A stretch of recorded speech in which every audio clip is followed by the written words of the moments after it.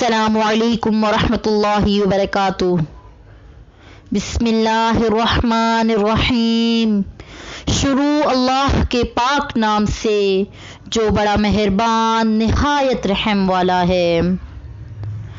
حضرت انس بن مالک رضی اللہ تعالی عنہ کہتے ہیں کہ رسول اللہ صلی اللہ علیہ وسلم نے فرمایا، معراج کے دوران میرا گزر ایسے لوگوں پر ہوا جن کے ناخن سرخ تانبے کے تھے، جن سے وہ اپنے چہروں اور سینوں کو نوچ نوچ کر زخمی کر رہے تھے۔ میں نے پوچھا، اے جبرائیل، یہ کون لوگ ہیں؟ انہوں نے بتایا، یہ وہ لوگ ہیں جو دوسروں کا گوشت کھاتے تھے، یعنی غیبت الچغلی کرتے تھے۔ اللہ اکبر۔ رسول کریم صلی اللہ تعالی علیہ وآلہ وسلم نے فرمایا کہ جو شخص دنیا میں اپنے بھائی مسلمان کا گوشت کھائے گا، یعنی غیبت کرے گا، اللہ تعالی قیامت کے دن مردار کا گوشت اس کے پاس لائیں گے اور اس سے کہا جائے گا، جیسا تو نے زندوں کو کھایا تھا اب مردے کو بھی کھا۔ پس وہ شخص اس کو کھائے گا اور ناک بو چڑھاتا جائے گا اور غل مچاتا جائے گا۔ اللہ اکبر۔ حضرت ابو ہریرہ رضی اللہ تعالی عنہ سے روایت ہے کہ رسول اللہ صلی اللہ علیہ وسلم نے فرمایا، تمہیں معلوم ہے غیبت کیا ہے؟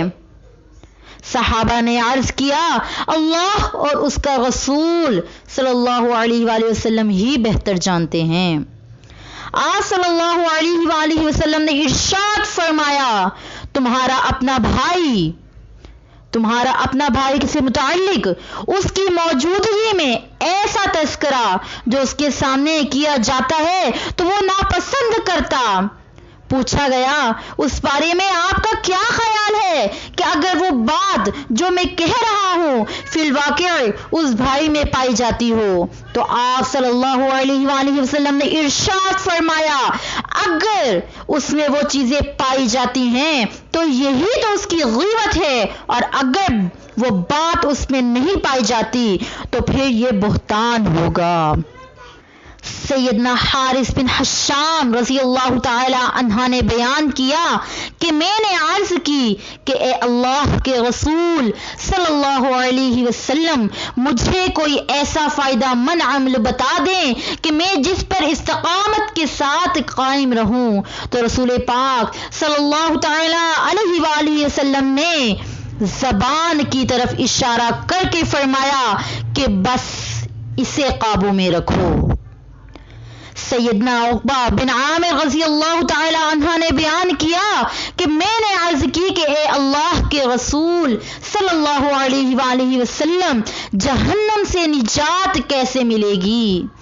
تو آپ صلی اللہ علیہ وآلہ وسلم نے ارشاد فرمایا کہ اپنی زبان کو قابو میں رکھو، اپنی زبان کو قابو میں رکھو، فارغ وقت اپنے گھر میں گزارو، اپنی گناہوں پر آنسو بہایا کرو، یعنی توبہ و ندامت کے آنسو۔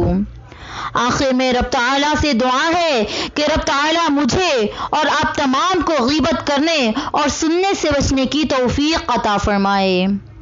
جزاک اللہ خیرا۔ اللہ اللہ اللہ